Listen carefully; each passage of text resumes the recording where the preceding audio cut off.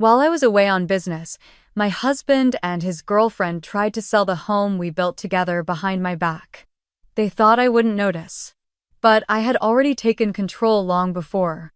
With one document, I stopped the sale, exposed the fraud, and reclaimed everything. This isn't revenge through anger, it's justice through silence. Kelsey adjusted the slim gold bracelet on her wrist as she stepped into the hallway outside the conference room. The hotel smelled of overbrewed coffee and expensive cologne, a familiar mix during corporate retreats. She had just wrapped up a panel discussion on brand authenticity and was still buzzing from the adrenaline. Her colleagues had clapped. Her boss had nodded with rare approval. For once she had felt seen. Then her phone lit up Aaron. She hesitated. It was strange. Aaron never called during work events. Texted, maybe. A sarcastic. Having fun with the marketing nerds or a reminder to pick up almond milk on her way home. But a call. She stepped away from the bustle of voices and tapped accept. Hey, she said, her voice light, expecting a casual check-in. What's up? But Aaron didn't ask how the conference was going. Didn't ask if her flight had been smooth. Didn't ask anything. Instead, his tone was flat. Clinical. I'm divorcing you. There was no pause, no build-up, no explanation. I've already sold the apartment. You'll need to figure out where you're going to live. The words slammed into her chest like a speeding car. She blinked at the hallway's patterned carpet, its dizzying swirls suddenly swimming. What? Her voice barely made it out. It's done, Aaron continued. The place is already in escrow. We needed the money for a bigger house. Nicole wants something with a yard. Kelsey went still. Nicole. She knew that name. She had seen it once accidentally on a Venmo transaction. Wine night, she had asked, and Aaron had brushed it off. Coworker. We all split a tab. But the way he had said her name, the casual ownership had sat in Kelsey's gut like a rock. Now the rock had cracked wide open. Nicole, Kelsey repeated slowly. So that's who this is for. Look, Aaron sighed as if she were being unreasonable. We've been drifting for a while. You're always traveling, always working. Nicole's grounded. She's ready for real life. Real life. Kelsey swallowed the scream that wanted to claw its way up her throat. She kept her tone even. You sold our apartment behind my back. We both knew it wasn't working. And I handled the hard part for you. It's already done. It took everything in her not to laugh. Or cry. Or hurl the phone across the hallway. Instead, she said, got it. Thanks for the update. And she hung up. Back in her room, the silence was deafening. She sat on the edge of the bed, the hotel's plush carpet soft under her heels. Her fingers shook as she took off her blazer, but her mind, it was razor sharp. Aaron thought she'd break. That she'd crumble under the weight of shock. That she'd flail like someone lost without him. But what he didn't know, what he never cared enough to notice, was that Kelsey had been preparing for the fall long before it happened. She opened her laptop and pulled up a folder labeled Legal Chloe. Her best friend since undergrad, Chloe, had gone on to become one of the sharpest real estate attorneys in the state. And 6 months ago, during a refinance, Aaron barely paid attention to Chloe, had insisted transfer the deed to your name only. It's just smart. Aaron had signed it without reading. Whatever makes the paperwork go away faster, he'd joked. Kelsey clicked on the PDF. Her full name was there in bold, Kelsey Morgan, sole owner. She let out a long, quiet breath. Aaron hadn't sold her apartment. He had tried to sell a fantasy, and he was about to wake up. She called Chloe. Tell me I'm hallucinating, Kelsey said, without preamble. Chloe's voice sharpened. What happened? Aaron called. Said he's divorcing me. Said he sold the apartment. To buy a house with Nicole. There was a beat of stunned silence, then a low whistle. Oh, honey. Does he not remember whose name is on the title? He doesn't. Kelsey said, a bitter smile tugging at her lips. Then this is going to be fun. That night, Kelsey didn't cry. Didn't scream. She poured herself a glass of water, sat at the tiny hotel desk, and made a list. To do: contact buyer via Chloe. Issue cease and desist. Secure financial records. Review asset protections. Pack emotional responses in a box and lock it. She was not going to beg. She was not going to explain. This wasn't a breakup, it was a revelation. In the morning, Kelsey stared at her reflection in the bathroom mirror. Her mascara from the night before had flaked, her hair was slightly tousled, but her eyes, they looked clear. Not because she wasn't in pain, but because the fog had lifted. The fog of second-guessing, of silencing herself to make him comfortable, of playing small so he could feel big. Aaron thought he had blindsided her. But he had only revealed himself. By 9 a.m., she was back at the conference on stage delivering a talk titled, "Power Isn't Always Loud." No one in the room knew that less than 24 hours ago her marriage had shattered. No one knew she had been declared disposable. And no one knew she was already planning how to win everything back, not with noise, but with strategy. Because Kelsey had learned the quietest kind of power wasn't the one that shouted in rage. It was the one that gathered its strength in silence. The kind that smiled at betrayal and sharpened its blade behind closed doors. And Aaron. He had no idea who he'd just tried to erase. The morning after the call, Kelsey woke to an unfamiliar stillness. Not the peaceful kind, the kind that comes right before a storm breaks open the sky. Her phone buzzed with meeting reminders and Slack pings from coworkers congratulating her on yesterday's talk. She responded with polite emojis, even dropped a thanks excited for today's panel FIO. But none of it touched her. It was like speaking through glass. The real conversation was still to come. She stared at her reflection again as she got dressed, brushing invisible lint from her blazer sleeve. There was no redness in her eyes. No puffiness. No trace of devastation. And that in itself was unsettling. She wasn't fine. But she wasn't falling apart either, she was calculating. And Aaron would never see it coming. By 8:15 a.m., she was back on the phone with Chloe. "I pulled the sale record," Chloe said, her voice clipped and focused. "Looks like the buyer's name is a Jonathan Kim. Closing was scheduled for the 17th. That's 4 days from now," Kelsey said, pacing the carpet of her hotel room. "Which gives us enough time to stop it. And Kels, this is important." He filed it with no co-signature. Of course he did. He thinks he still owns half of it.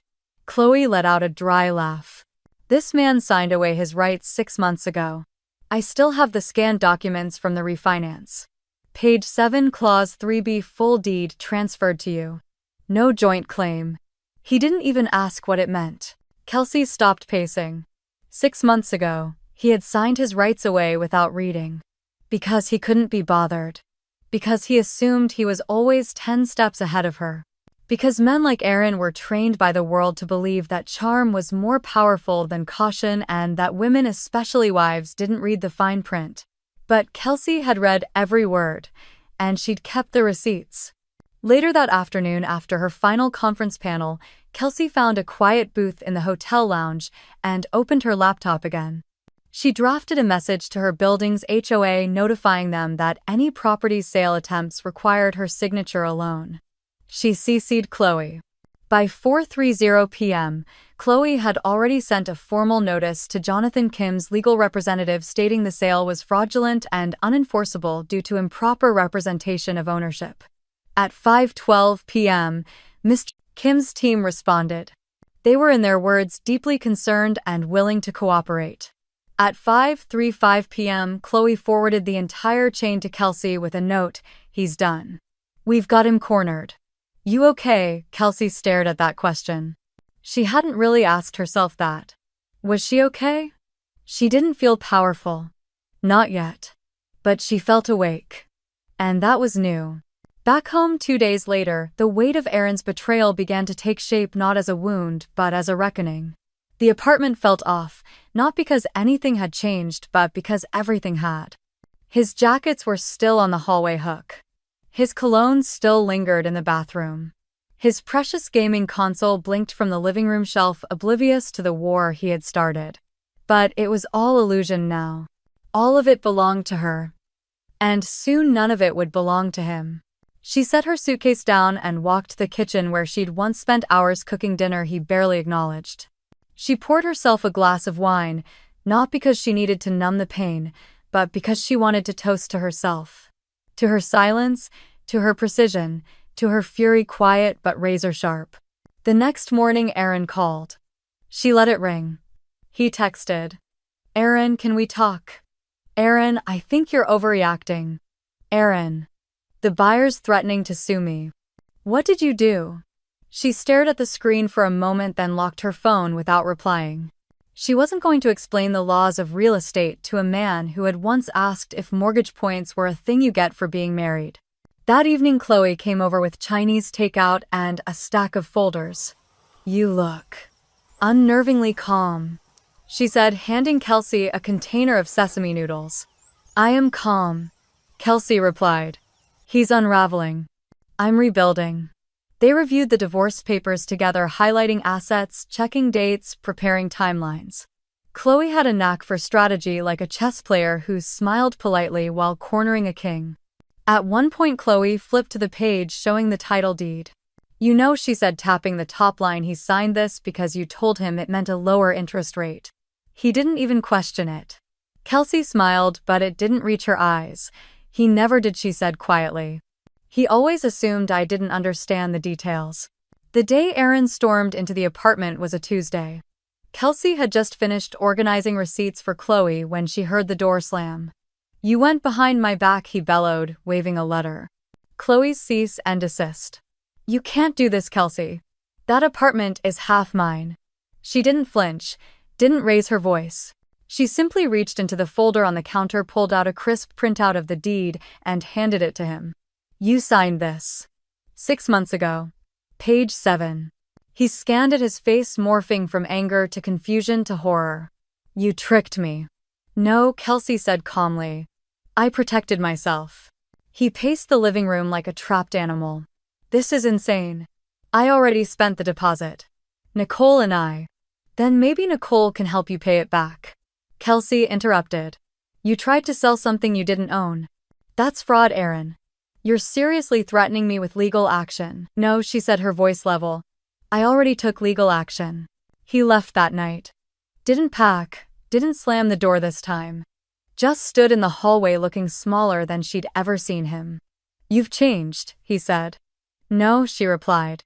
"I just stopped making myself small so you could feel big." Alone again, Kelsey stood in the center of the apartment. She didn't cry, she didn't smile either. What she felt wasn't triumph. It was clarity. And from that, she would build her new life quietly, fiercely, and entirely on her terms. She hadn't planned to look at the old photos. It started with her searching for a tax form in the bottom drawer of the hallway cabinet. Instead, her fingers brushed against a thin leather-bound album, one of the couple keepsakes Aaron insisted they create after year 2 of marriage. A curated display of dinner parties, beach vacations, blurry selfies after too many cocktails. Frozen smiles, arms around waists, kisses on cheeks that looking back now felt performative. She sat cross-legged on the living room rug and opened it anyway. There they were, Kelsey and Aaron in the early years. Young, hopeful, glossy with the illusion of partnership. But the longer she stared, the more her expression in each photo shifted. Not dramatically, not in a way anyone else might notice. But she noticed. A gradual fading behind the eyes, a mouth smiling more out of duty than joy. A posture that leaned toward Aaron but never quite touched him. It hit her like a slow, cold wave. She had been disappearing for years. Later that night, in the quiet of her hotel bathroom, Kelsey stood before the mirror. It was the first time in days she wasn't performing for anyone, not colleagues, not Chloe, not even herself. Just her reflection. And it wasn't anger she saw there. Not grief either. It was absence. Not the kind left by someone else's departure. The kind you leave behind yourself little by little, compromise by compromise. "I've been invisible," she whispered, voice catching in her throat. "Even in my own home." The truth sat heavy in the silence. She used to decorate the apartment with scented candles and personal photographs. She used to play jazz on Sunday mornings while she cooked eggs barefoot. But somewhere along the way, those things had stopped. The candles gave Aaron a headache. The jazz was too slow. The photos weren't aesthetic enough. And she had adjusted. Adjusted until there was almost nothing left to call hers. It hadn't always been like that. She met Aaron at a tech networking mixer in San Diego. He had smiled at her with the kind of charm that felt earned. Confident but not cocky. Attentive in a way that made her feel radiant. Their early months were full of long walks, wine-soaked conversations about dreams and drive. He said things like, "You're not like other women," and she mistook it for admiration instead of the red flag it was. Looking back, she remembered how he always offered to take care of the big stuff, the leases, the car loans, the taxes. "So you don't have to worry," he said, and she had been flattered. She'd called it partnership. Now she called it erosion. In their second year together, she had been offered a major promotion, one that required more travel, more visibility. She had walked into their kitchen that evening glowing with the news. Aaron had looked up from his laptop and said, "You really think you can juggle that and still have time for us?" She hadn't taken the job. Us, it turned out, really meant him. And that pattern had continued, her ambition always measured against his comfort. Kelsey poured herself a glass of water and sat on the edge of the hotel bed. The sheets were stiff and clinical, but at least they were hers for the night. Her thoughts wandered back to the countless times Aaron had dismissed her instincts. When she questioned a discrepancy in their joint account, "Relax, I've got it handled." When she suggested hiring a financial advisor, "Are you saying I can't manage our money?" When she asked why Nicole's name kept popping up in his texts, "You're being paranoid. Don't be that wife." Each time she had chosen peace over truth. Now she wondered, was it really peace, or just the slow death of her own voice? In her inbox that night was a message from a woman she didn't know, someone from a breakout session she'd spoken at during the conference. "Your panel meant so much to me. The way you spoke about reclaiming your narrative. I needed to hear that. Thank you." Kelsey stared at the screen for a long time. Reclaiming your narrative. It sounded noble, even empowering. But she didn't feel heroic. She felt like someone crawling out of a hole she had helped dig. And yet, somewhere between the pain and the paperwork, she had made a choice. She was done being palatable. Done being manageable. Done with folding herself into boxes that fit someone else's idea of love. The next morning, she took her coffee to the rooftop deck of the hotel. The sun had barely risen, and the city skyline shimmered in a lavender hue. She wrapped her cardigan tight and let the wind run through her hair. Below, cars were beginning to hum. A woman in a power suit hailed a cab. A man in running shorts jogged past with his golden retriever. Life unfolding, unaware of the quiet battle raging in the sky above. Kelsey watched it all and thought, I'd fall apart. But I'm still standing. Not triumphant yet. But awake. And dangerous in her quiet. That evening she called her mother. They hadn't spoken much over the last year, too many veiled comments about children, about timelines, about keeping your man happy. But tonight Kelsey just needed a voice from home. Her mother answered on the second ring. "Hi, honey." And for the first time in weeks Kelsey's voice cracked. "Mom, he tried to sell the apartment. Without telling me." A pause. "Did he succeed?" "No," Kelsey whispered. "Because it's in my name." "He didn't even know." There was a long silence on the line. Then gently her mother said, "I don't know whether to be proud or heartbroken." Kelsey closed her eyes.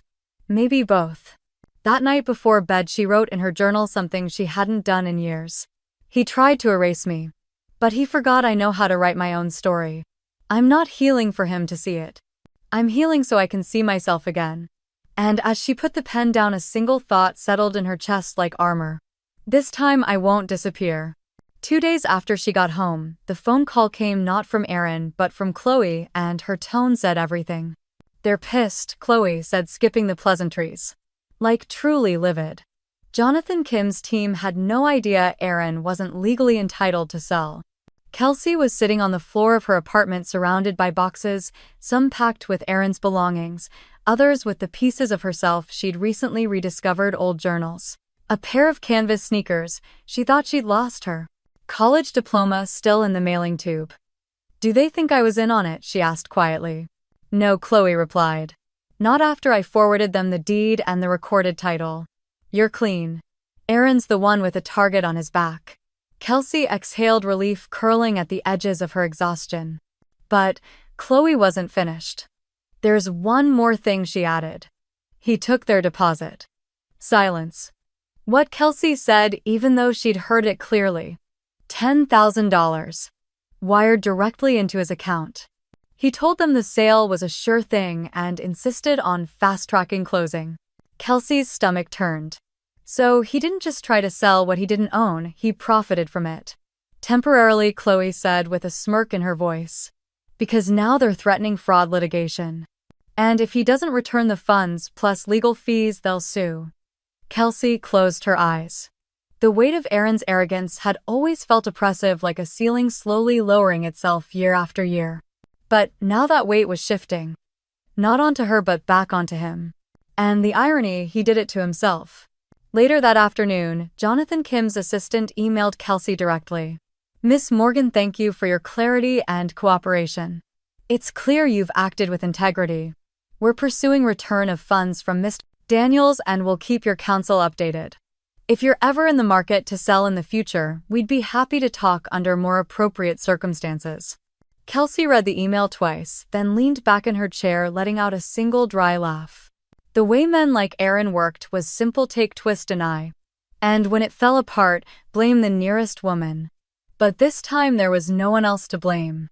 That night, Aaron texted again. Aaron, we need to talk. Aaron, I'm being threatened with a lawsuit. You could have warned me. Aaron, Kels, this is serious. She stared at the screen, then typed, Kelsey, you committed fraud. Kelsey. That's serious. Kelsey, I'm not your safety net anymore. She didn't wait for his reply. She already knew what it would be: an excuse, a deflection, a plea disguised as accountability. Instead, she called Chloe. Let's start the formal divorce filing, she said. I'm done giving him the benefit of the doubt. The next morning, Chloe filed the motion and attached an affidavit outlining the invalid sale attempt. Within hours, Aaron was officially on legal notice, not just for divorce, but for potential fraud damages. And the best part, he had no leverage. The apartment wasn't his, there was no shared mortgage. No children, no business. He had built his plan on assumptions, and now he was watching the entire structure collapse. Later that week, Kelsey got a call from their mutual friend Nate. He was one of the few people who had stayed neutral during the marriage, cordial but distant. I heard what happened, he said cautiously. Aaron's telling people you blindsided him.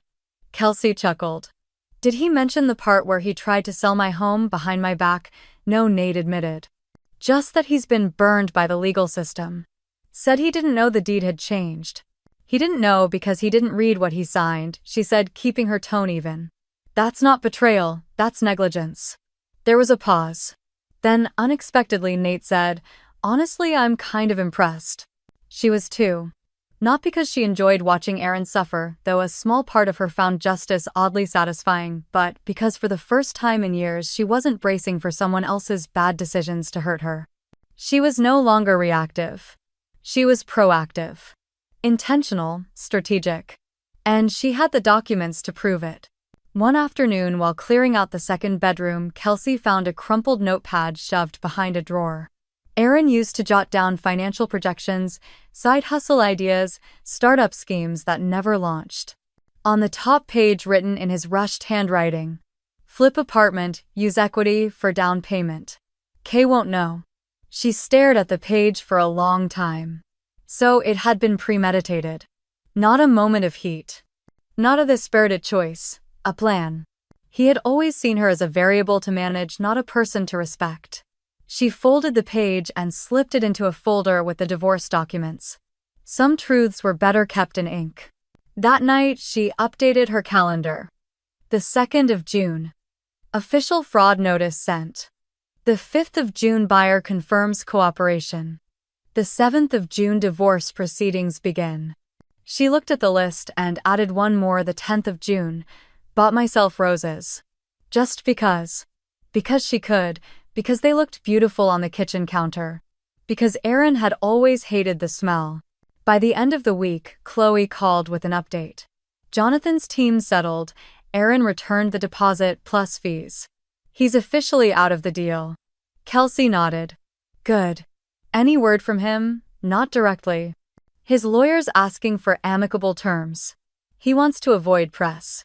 Kelsey raised an eyebrow. Press, Chloe laughed.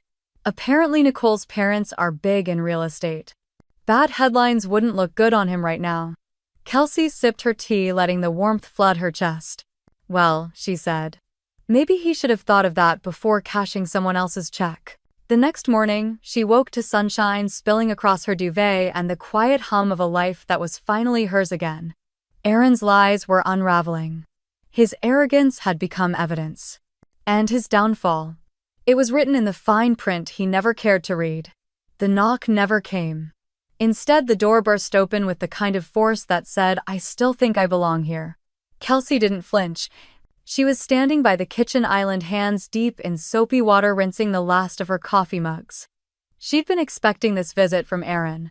The storm had been circling for days, and now it had arrived. He charged in, face flushed, hair disheveled like he'd run here. "What the hell is this, Kelsey?" He waved a piece of paper in the air like it was some cheap flyer the cease and desist Chloe had drafted and sent to the buyer's attorney. "You're sabotaging me. You're telling people I committed fraud." She calmly turned off the tap, dried her hands, and turned around to face him. "You committed fraud, Aaron," she said, voice quiet but unwavering. "You tried to sell a home that doesn't belong to you." "It's our home," he snapped. "We bought it together." "We bought it," she agreed, "but you signed it away 6 months ago during the refinancing. You didn't read the papers again." She walked to the drawer near the fridge, pulled out the manila folder Chloe had helped her organize, and took out the deed. Page 7. Clause 3B. Sole ownership transfer. Dated and notarized. Aaron snatched it from her, his eyes darting over the text, then locking on his own signature at the bottom. He blinked. Then again. The silence that followed wasn't confusion. It was the dawning horror of a man realizing he'd played himself. "You tricked me," he said, breathless. "No," she replied. "You didn't bother to read. You never did." He tossed the paper onto the counter like it had betrayed him and started pacing, one hand raking through his hair, the other clenching and unclenching at his side. "You're trying to ruin me," he said. "Nicole's furious. Her parents are threatening to pull out of the investment deal. I'm losing everything." "You did that on your own," she said. "I just made sure you didn't take me down with you." He turned to her sharply. "You never used to be like this." She didn't move. "I was never allowed to be." He let out a bitter laugh and walked toward the living room, eyes scanning the space like it belonged to a different universe. Because it did. She had changed everything since he left. The curtains were open, letting in golden afternoon light instead of the blackout shades he preferred. The couch had been rearranged. His tacky sports memorabilia was gone. Her grandmother's quilt now lay folded across the armrest, a quiet declaration of ownership. Even the scent had changed. Cedarwood and orange peel. "Where's my espresso machine?" he asked suddenly. "Sold. My vinyl collection. Packed in storage. I didn't throw anything out." "Not yet." His nostrils flared. "You went through my things. I reclaimed my space." He sat down on the couch, leaned forward, and let his hands hang between his knees. For the first time, he didn't look angry, he looked lost. "I have nowhere to go tonight. That's not my responsibility anymore." He looked up, the flash of his old charm surfacing through the cracks. "Kels. We were together for 6 years. And during that time, I shrank myself so you could feel bigger." "You don't mean that." "Yes, Aaron. I do." She walked over, her footsteps soft but sure, and stood a few feet from him. "You tried to erase me with a phone call. You laughed about me needing to find a new place to live. You wired money that wasn't yours to claim. And when it all collapsed, you came running back, not with remorse but with rage." He rubbed his face with both hands. "I didn't know. I swear, Kelsey, I didn't know the title had changed. That's not a defense. That's neglect. You were careless, and now it's costing you." The silence that followed stretched like glass between them. He stood up again, but slower this time. Less fire. More defeat. "You're really kicking me out." She met his eyes. "I'm giving you the dignity of walking out on your own. Because if I file the paperwork tomorrow, you'll be removed by law enforcement." "Is that what you want?" He stared at her. His face collapsed, no longer the confident man who once spun stories over dinner parties, but a man unmasked. "You've changed," he said again, but this time it wasn't an accusation. It was awe. Or maybe fear. I've finally remembered who I was before you. Kelsey walked to the front door and opened it. Leave the keys. Don't come back without notice. And don't make this harder than it needs to be. He hesitated for one long, heavy moment. Then he reached into his coat pocket and pulled out the keys. He placed them on the entryway table without a word. As he stepped past her, he paused at the threshold. I loved you, you know. She didn't look away. You loved control. That's not the same. The door clicked shut. She locked it and leaned against it. Her hands trembled, her knees threatened to buckle. But she didn't fall, because she had never stood taller. That night, Kelsey lit the bergamot candle he always hated. She poured herself a glass of red wine, not to cope, but to celebrate. Not a party. Just a quiet victory. Her phone lit up a message from Chloe. Chloe, did the storm hit Kelsey? Yes. And this time I held the thunder. She curled up on her newly claimed couch, surrounded by her new normal. She wasn't the same woman who had once shrunk for his comfort. She was the woman who could look the storm in the eye and tell it to leave. The knock was light, almost playful. Kelsey barely looked up from her screen. She wasn't expecting anyone, and the knock hadn't sounded like trouble. She placed her tea on the coaster and walked to the door. When she opened it, she saw a familiar frame standing in the hallway. Aaron. And beside him, holding his arm, was a woman she'd only seen once, smiling smugly from a tiny profile photo on a bank transaction he thought she'd never notice. Nicole. Her hair was perfectly curled. Her lips were glossed in a warm coral tone. She wore a beige coat too expensive for the weather and a confidence Kelsey knew would melt in minutes. Well, Nicole said brightly, you must be the roommate. Kelsey didn't respond. Aaron looked nervous. His hand twitched where it held Nicole's bros. We're just here to grab a few things, he said quickly. Won't be long. Kelsey stepped back, not out of courtesy but strategy. Let them walk in. Let them feel comfortable. Let the truth hit harder. Nicole strolled into the apartment like she'd already ordered new furniture for it. She ran her fingers across the edge of the dining table, glanced toward the kitchen. This is even better than I pictured, she said. You kept telling me it had charm. You didn't mention it had sunlight. Kelsey closed the door. Aaron remained near the entrance, stiff. Are you here to give her a tour? Aaron, Kelsey asked quietly. Or to let her believe this is her new home? Nicole turned, laughing lightly. He already did. I've seen pictures. He said we'd redecorate together. New colors, maybe take that wall down. She pointed toward the load-bearing beam Kelsey had fought with a contractor to preserve. Nicole, Kelsey said calmly, you're trespassing. The room stilled. Nicole's smile faltered. I'm sorry, this isn't Aaron's place. It never was. And it certainly isn't yours. Nicole blinked. Aaron opened his mouth. Let me guess, Kelsey continued. He told you he sold the apartment, right? That he was waiting on the paperwork to clear. Nicole looked between them. You mean it's not? Kelsey walked slowly to the kitchen drawer, pulled out the deed, and laid it flat on the counter. Title's in my name. Aaron signed it over during refinancing. He didn't read the documents. Again. Aaron stepped forward. It's not that simple. Oh, it is. Kelsey cut him off. I own this apartment. And you tried to sell it behind my back while laughing over the phone about where I'd live next. Nicole took a step back. Wait, you said the sale went through. You told me we had the deposit in hand. I did have the deposit. Aaron mumbled. I just didn't think she'd react this way. Nicole's voice turned ice cold. You told me you paid your half. That we were starting fresh. Kelsey folded her arms. He stole the deposit. The buyer threatened to sue. He nearly ruined 2 lives, and now he's dragging you in to complete the trilogy. Nicole turned to Aaron, voice rising. You lied to me. About the sale. About the money. About everything. Nicole, baby, don't. The word sliced through the air like a blade. She looked around the apartment again, this time not with admiration but with dawning horror. You mean this was never ours? You made me believe. Her hand trembled as she pulled her coat tighter. I gave up my lease. I put money into our future. Aaron stepped forward. We can still fix this. No, Aaron, Kelsey said. You don't get to rewrite this. She looked at Nicole. He told me he loved me while planning to replace me. He called from a hotel lobby to say he was divorcing me, and now he's using you as his alibi. Nicole stared at Aaron as if seeing a stranger. I thought you were honest, she said, barely a whisper. You said she was vindictive. I am, Kelsey said, stepping closer, voice like steel.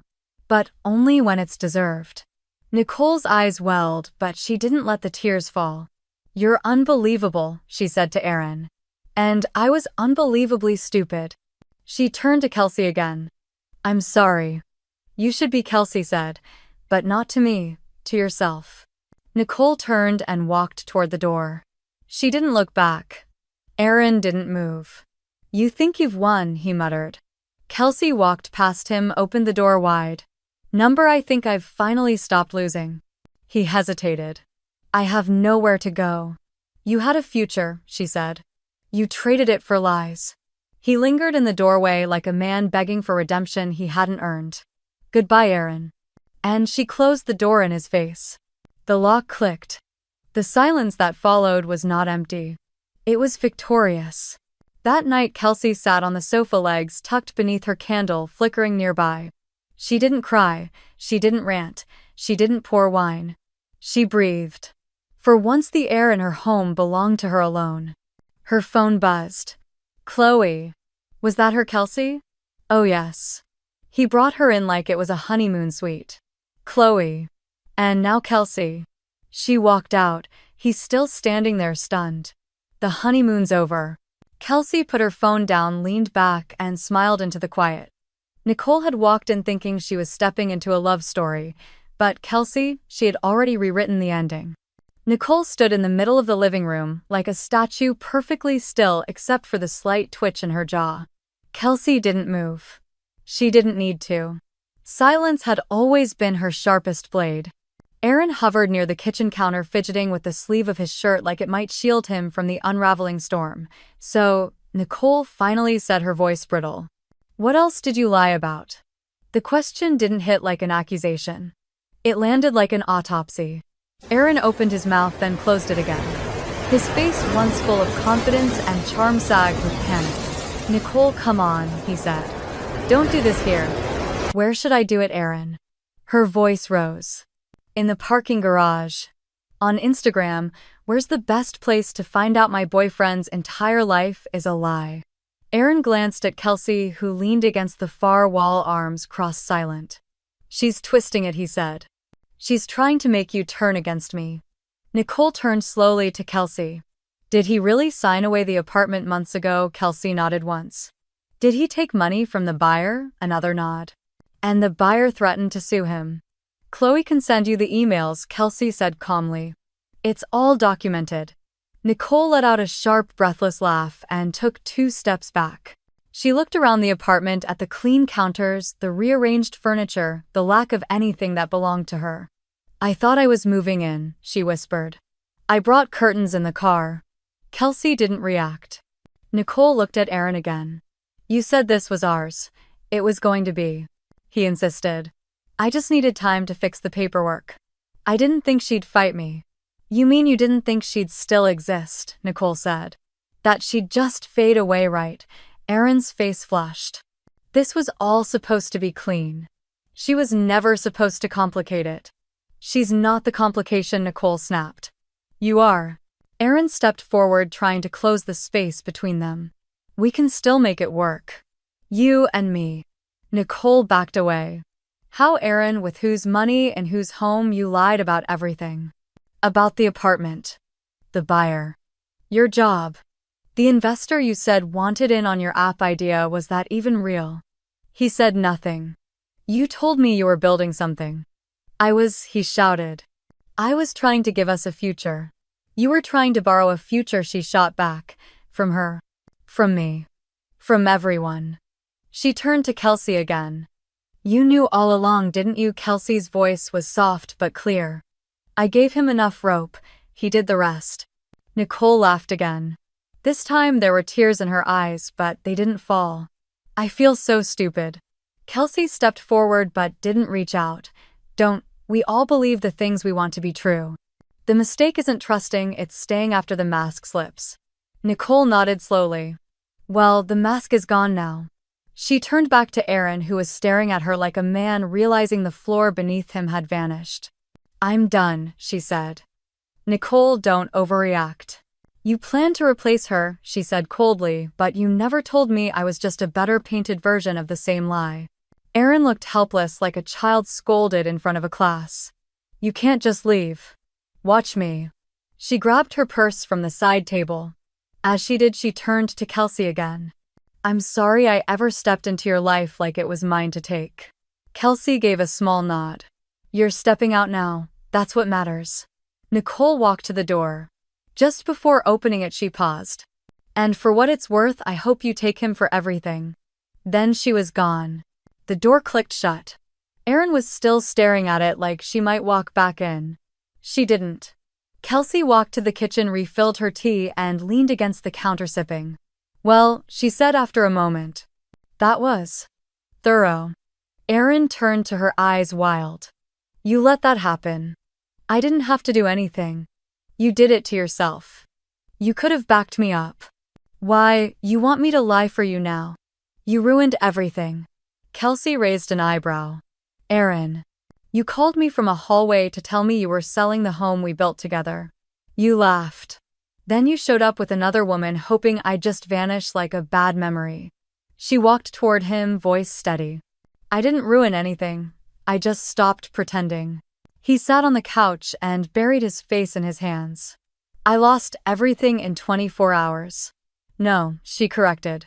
You lost everything the moment you thought I didn't matter. Today you just found out. He looked up at her, broken and suddenly much smaller than he had ever seemed before. What am I supposed to do now? You figure it out, Kelsey said. Like I had to. He opened his mouth, maybe to beg, maybe to apologize. She held up a hand. Don't. Save it for your therapist. Or your lawyer. She walked to the door and opened it again. You don't live here anymore, Aaron.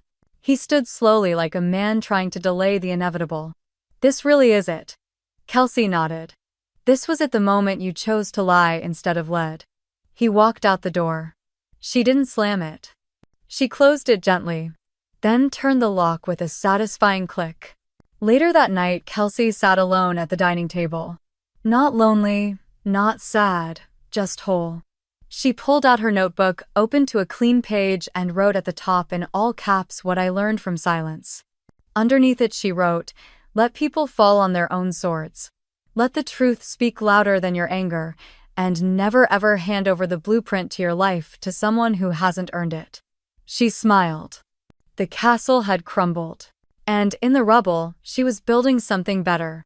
Something real. The envelope felt heavier than it should. It wasn't the paper. It was the weight of everything it carried, disappointment, detachment, and finally dignity. Kelsey sat in her car for nearly 10 minutes outside the cafe. She watched people walk in and out, chatting, checking their phones, living their small, ordinary lives. None of them knew that today she was ending a chapter 6 years long. She reached into her bag, took out the cream envelope, and exhaled slowly. This isn't revenge, she whispered to herself. This is release. Then she opened the door. Aaron was already there, seated near the back in the seat facing the window like he always preferred. He looked up when she entered, face unreadable. Maybe hopeful, maybe tired. Hey, he said softly, rising halfway. You look calm. I am. Kelsey replied, sliding into the seat opposite him. That's new. She placed the envelope on the table squarely between them. You know what this is. He didn't touch it. Not right away. You went through with it, he said. I did. You didn't want to talk first. Kelsey tilted her head. Aaron, you had months to talk. You chose silence until you needed something. That landed like a stone. He finally opened the envelope. The rustle of paper was surgical, slicing clean. You had this ready before Nicole walked out, didn't you? Yes, so you were just waiting for the right moment to cut me loose. Number. I was waiting for the moment I no longer mistook guilt for love. Aaron flinched. The first real crack in his carefully worn exterior. "Do you hate me?" "No," she said. "That's the part that surprised me most. I thought I would. I wanted to even. But now, I don't." She leaned back, voice even. "I spent years giving you more room than I gave myself. More excuses. More chances. I thought patience meant loyalty. But I was just slowly silencing myself. That's not what I wanted." "No," she agreed. "But you didn't care enough to notice it was happening." Aaron looked down at the papers. They were simple, legally speaking. Fair, clear, unemotional. "You didn't write anything," he said. "No note. No goodbye." "Why would I write you a letter?" she asked. "Everything I needed to say was in the years I stayed." He reached for the pen, paused. "I still think we had good times." "We did," Kelsey said. "And I'll always be grateful for them. But even a beautiful painting doesn't belong on a burning wall." He chuckled quietly. "It wasn't joy, it was resignation." "You've changed." "I've come home to myself," she corrected. "There's a difference." He began flipping through the pages, stopping now and then as if hoping the ink would blur, the numbers would change, the meaning would shift. "And this is all because of Nicole." Aaron. Her voice firmed. Nicole was the symptom, not the cause. He rubbed his face, suddenly exhausted. "I didn't mean to hurt you." "You didn't mean not to," she said. Outside, the wind picked up. The chimes on the door rattled as a new customer entered, laughing into her phone. Life, as always, carried on. Aaron stared at Kelsey again, really seeing her now. The straight posture, the calm expression, the subtle glow of someone no longer fighting themselves. "Do you have someone else?" "Yes," she replied without hesitation. "Me." That stung more than anything else could have. He sighed, lifted the pen again. "You're sure about this?" "I was never more sure of anything." He signed. The line was shaky, uneven, but final. He pushed the folder back toward her. "What happens now?" Kelsey tucked the papers back into her envelope, then into her bag. "Now we both get to start over. You can build whatever version of yourself you want, and I can build a life that finally fits me." "Will I see you again?" She paused. "Maybe. In your dreams. In the mirror. In the parts of you that know better now." He laughed, once bitter and hollow. "You're better at this than I am." "No," she said gently. "I've just been practicing longer." She stood. He did too. "Did I ever make you happy?" he asked. She took a breath. "Yes. In pieces. In fleeting, beautiful, unsustainable moments. So why isn't that enough?" "Because I've learned I deserve more than pieces." She extended her hand. Not out of sentiment, but closure. He shook it slowly. His grip lingered. She let go first. On her walk back through the city, Kelsey didn't cry. She didn't even feel heavy. If anything, her steps were lighter than they'd been in years. She bought herself a croissant from the bakery she used to avoid when Aaron was watching his weight, and a small bouquet of wildflowers. No occasion. Just because she could. Back home, she lit her favorite candle. The one he always said gave him headaches. Then she brewed tea. Lavender. No sugar. She curled up by the window, city lights winking beyond the glass, and opened her journal. She wrote, "I don't hate you, Aaron. I just finally love myself more." Then below it, "This isn't the end of my story. It's the beginning of the chapter I get to write with both hands, no edits, no compromise, no erasing myself to make room for someone else." She underlined that last part twice. And then, for the first time in years, she slept like someone who belonged completely to herself. The first thing she threw out was his chair. That bulky, oversized, self-important thing he insisted was ergonomic. It had loomed in the corner of the living room like a symbol of his presence, his authority, his permanence. Kelsey dragged it to the curb with a strange sense of reverence, not for the chair, but for the act itself. She didn't watch it get picked up. She didn't need to. It was gone. That was enough. Over the next few days, she turned her apartment upside down, not to erase the past, but to rewrite it in her own handwriting. The navy rug they argued about donated. The framed jerseys he insisted had sentimental value boxed and returned. The espresso machine she never got to touch because he claimed she didn't know how to use it, she learned. And then she made herself a perfect cappuccino. Foam, heart, and all. She didn't cry once, but she did laugh, softly. Often. And loudly the first time she danced barefoot in the living room to a song she liked, volume up, windows open, no one telling her to turn it down. She repainted the bedroom. A warm sage green. Calming. Her own choice. No compromise. She bought new sheets, soft ones in cotton linen with tiny embroidered vines on the edges. She rearranged the bookshelf not by genre or color like Erin preferred, but by instinct. The way it made her smile. The air in the apartment felt lighter.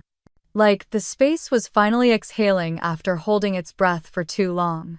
Lauren came over on Saturday with takeout and a bottle of wine. "Wow," she said, stepping inside. It's yours now." "It always was," Kelsey said. "I just forgot." They sat on the floor eating noodles from cartons surrounded by open windows and scented candles and the faint hum of a city that no longer overwhelmed her. "Do you feel lonely?" Lauren asked gently. Kelsey thought about it. Then shook her head. I feel alone. There's a difference." "What's the difference?" "Lonely is craving noise," Kelsey said. "Alone is finally hearing yourself." That night after Lauren left, Kelsey walked from room to room barefoot. She touched the corners, the walls, the knobs on the drawers as if reacquainting herself with a space that had once belonged to someone else's vision. In the kitchen, she removed the last of Erin's things from the high shelf: an old whiskey tumbler, a branded mug from his law school days, a bottle of cologne he'd forgotten in the back of the cabinet. She didn't throw them out right away. Instead, she placed them in a box, sealed it, and labeled it simply, "What I no longer carry." In the hallway mirror, she caught a glimpse of herself. Barefaced. Hair tied back. Sweatshirt loose. Socks mismatched. And for the first time in years, she smiled at her own reflection without adjusting anything. "There you are," she whispered. The next morning she opened every window. Let the sunlight flood the apartment. Let the breeze roll through like a blessing. She brewed coffee and sat by the window with her journal. She wrote, "This isn't a fresh start. This is a return, a reclamation, a reintroduction. This is what it feels like to come home to myself." She began new routines. Soft ones, gentle ones. Monday mornings started with yoga in the living room, no mat, just a rug and her breath. Evenings ended with music and reading and zero screens. She began collecting plants, one for each room. She named them. She didn't know why, but it made her laugh. And laughter was something sacred now. One night, she found an old note Erin had scribbled on a grocery list years ago. "Kels, don't forget the oat milk." "You always do." She stared at it. Not with sadness, just neutrality. Then she folded it up and slid it into the same box with his other things. That chapter was over. It didn't need burning. Just boxing. Chloe called midweek. "He returned the papers," she said. "Signed. Clean. No pushback." "Good," Kelsey replied. "Any surprises?" "None. You're free." The word landed softly. Not like a bang, but like a door unlocking. That evening, she lit a candle curled up in her favorite chair, the one she chose, and whispered out loud, "I'm proud of you." She meant it. On Sunday, she hosted brunch. Just a few close friends, mismatched plates, fresh fruit mimosas, and jazz playing low. The apartment filled with laughter, with voices that lifted her rather than drained her. One friend looked around and said, "Kels, your place has never felt so alive." And she smiled. "It finally matches me." When everyone left, she did the dishes, slowly humming to herself. The light outside dimmed, casting long golden streaks across the floor. She stood in the doorway to her bedroom, hand resting on the wall, and felt it. Not grief. Not anger. But peace. Later in bed, wrapped in her soft green sheets, Kelsey stared at the ceiling and whispered, "This was never just about losing him. It was about finding me." She closed her eyes and slept without ghosts. The city below stretched wide, lit like a quiet symphony of lives moving forward. From 12 stories up, Kelsey could see how small everything looked: the streets that once swallowed her whole, the windows that once represented other people's dreams. Now they shimmered. peaceful, possible. She leaned on the cool glass railing, her breath forming a faint mist in the early evening air. Wind tugged gently at her coat like a whisper. Behind her, Chloe approached with 2 glasses of champagne and her usual smile, the kind that always felt like coming home. "It's poetic, you know," Chloe said, handing over a flute. "You're finally above it all." Literally. Kelsey gave a quiet laugh, the kind she hadn't heard from herself in years. "I used to be terrified of heights," she said, "but now it feels earned." They found a table tucked beneath a canopy of warm string lights.